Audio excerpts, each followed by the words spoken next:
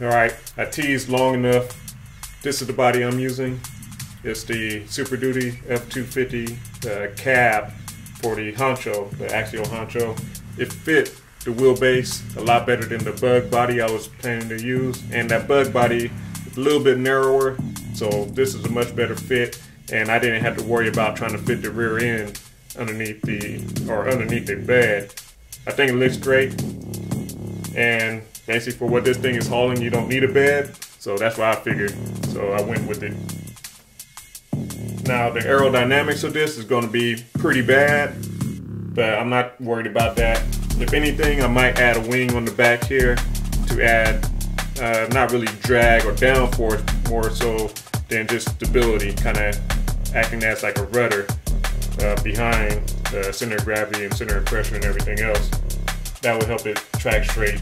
I also cut out the rear window, so I have this open space here, and problem with that is even though the body is mounted pretty solid, I did utilize the wires and more wheel collars to mount the body, but this is pretty weak, so I'm going to brace it up with some drywall tape and goop or shoe goo. But in doing so, I'm also going to add another piece of drywall tape. Here I painted it up in a checker pattern, so I'm going to trim it out and shoe goo it inside to be a window. I think that should help with letting the air not get trapped underneath the body.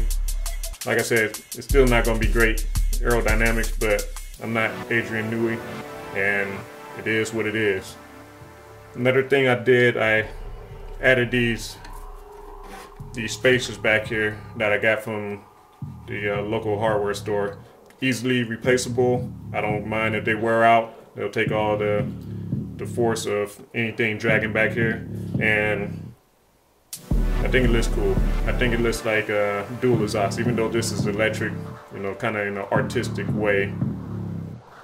All I had to do is just add the minor decals, like headlights, grill. There's some decals here, maybe the door handles. Just trim the front wires to length, add the electronics, motor, find a battery, and get it running. I will run the ESC back here in this area right here, and I think it still looks pretty good. One thing I forgot to mention in the last video, I did go with the softest springs that I could find for these size shocks, and these are double orange springs for the 1/16 slash.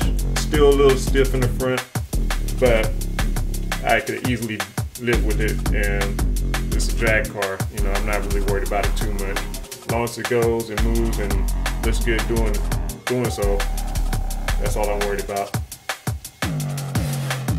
I figured this body was going to be either love it or hate it.